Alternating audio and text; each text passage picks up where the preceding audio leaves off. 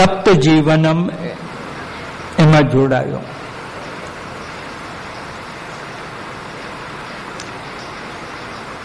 સાચી વાત, સાચું જ્ઞાન મળે તો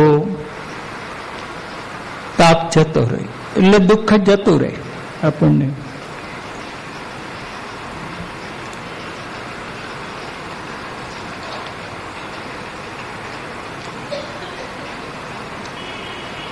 ઘણી વાર આપણી પાસે સાચી સમજ ન હોય માટે દુઃખી થઈએ છીએ.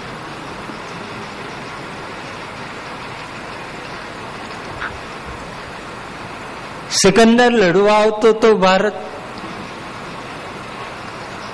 વચમાં એક ઓલિયો બેઠેલો, એના લશ્કરે કહ્યું બાજુ ઉપર ખસો, પેલું ના ખસ્યો.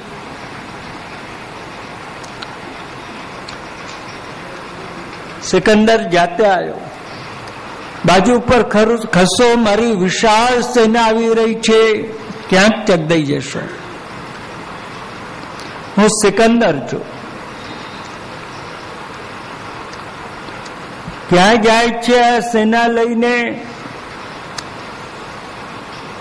કે જગત ઉપર વિજય મેળવવા માટે.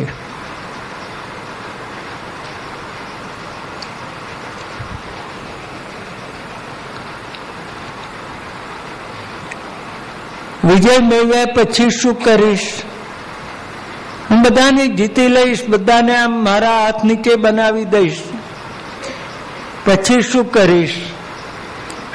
કે પછીથી શાંતિથી બેસીશ.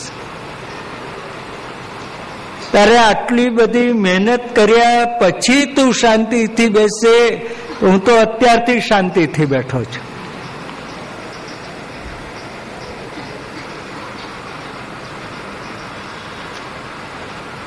તો એક વૈરાગ્ય, મારે કઈ જોઈતું જ નથી, પછી એને તાપ ક્યાંથી લાગે, એને અશાંતિ ક્યાંથી મળે? જેને જોઈતું હોય અને ના મળે તો દુઃખ. અથવા મને ભગવાને આપ્યું છે તે મારા માટે પૂરતું છે, મારે બીજું જોઈએ નહીં. આ જ્ઞાન.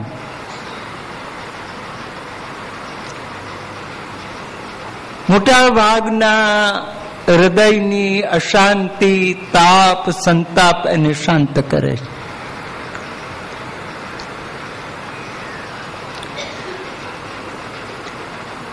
આને સમજવા માટે શ્રી કુંભનદાસજીનું ઉદાહરણ.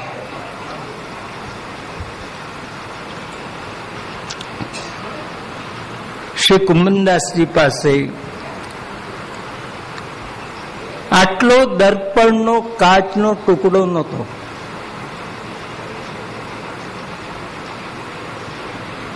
પડિયામાં પાણી ભરીને આ મોડું જોઈને તિલક કરે, સરખું થયું કે નહીં.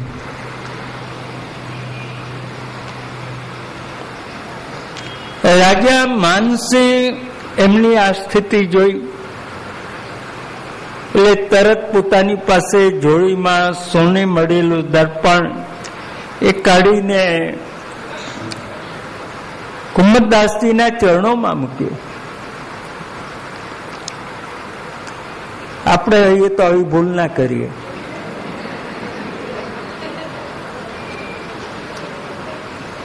આપણે તો 2 રૂપિયા મૂકીએ, દર્પણ મંગાવી લેજો, બજારમાંથી દર્પણ મંગાવી લેજો, લો આ 5 રૂપિયા.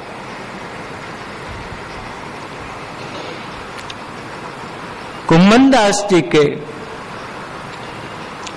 बाबा ये चीज मेरे काम की नहीं, ये ले लो आप, ये चीज मेरे काम की नहीं है, પણ આ તમને તકલીફ પડે છે, આમ પડિયામાં પાણી ભરીને તિલક કરવું પડે છે, હું પ્રેમથી આપું છું, આપ લઈ લો કે નહીં. મને નહીં જોઈએ, મને પડિયામાં પાણી ભરવું એ જ મારા માટે ઉત્તમ. કારણ કે આ તમારું સોનાનું દર્પણ એ ભગવાનની સેવામાં મને નડતર રૂપ બને, અને ભગવાનની સેવામાં જે નડે એવું મને ન ખપે. તમને આ કેવી રીતે નડે કે જો માનસિંહ, અત્યારે તો મંગળાનો સમય થાય એટલે હું દોડી જાઉં છું કીર્તન ગાવા. મંગલમ મંગલમ રજોભૂમિ મંગલમ એતત. ઘેર તાળું માર્યું કે નહીં એની મને કોઈ ચિંતા જ નહીં, કારણ કે એના ઘરમાંથી ચોરી શું જવાનું? આટલો દર્પણનો કાચનો ટુકડો ના હોય, એના ઘરમાં ચોરવાનું શું હોય? પણ તમે આ સોનાનું દર્પણ મારે ત્યાં મૂકી જાઓ, અને મંગળામાં હું કીર્તનમાં બેસું, પછી મને વિચાર આવે મેં ઘેર તાળું માર્યું કે નહીં, તો પછી હું ઉત્તમ સેવા ન કરી શકું મારા પ્રભુની. તો આ રીતે સેવામાં જે વિઘ્ન કરે એવી વસ્તુ મને ન ખપે. તો કુંભનદાસ પાસે શું હતું? જ્ઞાન હતું. આ એક સમજ હતી કે મારે પડિયામાં પાણી ભરવીથી કામ ચાલે છે, તો પછી આ સોનાના દર્પણની જરૂર છે.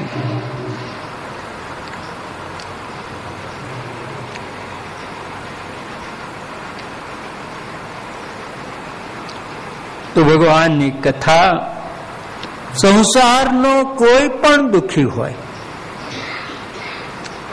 એને ક્યાંય શાંતિ ન મળી,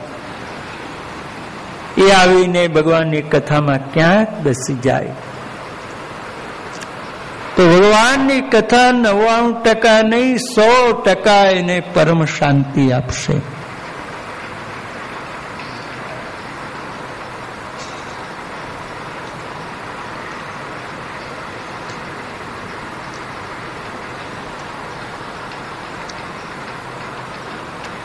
ભગવાનના કથામૃતનો બીજો ગુણ કવિભીરીડિતમ.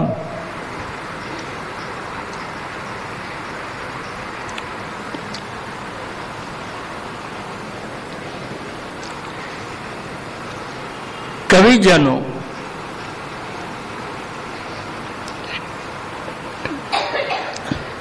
કવિ કોને કહેવાય?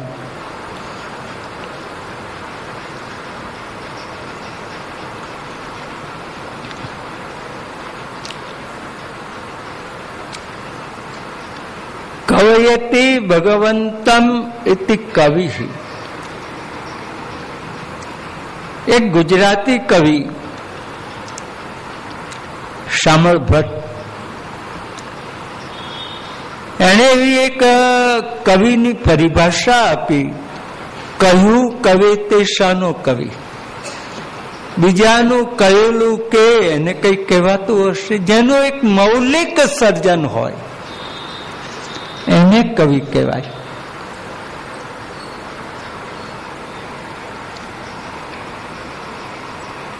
તો જગતનું મૌલિક સર્જન 3 જણે આપ્યું, માટે કવિ ભી બહુવચન.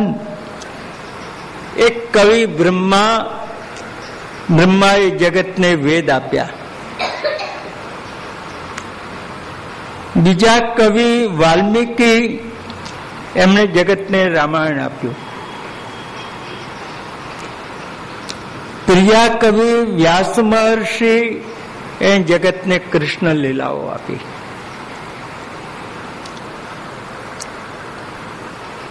અને એવું કહેવાય છે દુનિયાની કોઈ કલ્પના લઈ આવો, વ્યાસના સાહિત્યમાંથી મળશે જ. વ્યાસોચ્છિષ્ટમ જગત સર્વ. વ્યાસની વાણીમાં એનું મૂળ 100%. વિમાન તો કે વિમાન છે જ પુરાણોમાં, એમાં પરમાણુ તો કે પરમાણુ છે, સાપેક્ષ વાત તો એ છે. કોઈ એવી નવી કલ્પના નહીં મળે કે જે વ્યાસની વાણીમાં, વાલ્મીકીની વાણી કે વેદમાં ન હોય.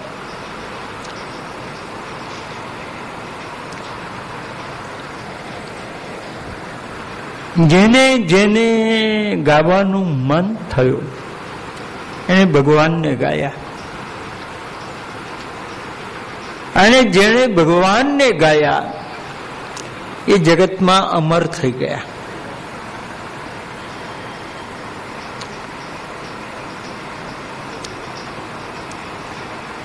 સુરદાસે શ્યામને ગાયો. 500 વર્ષ થયા પણ સુરદાસ ભૂલાય નહીં. મીરાબાઈએ ગિરધર ગોપાળને ગાયો.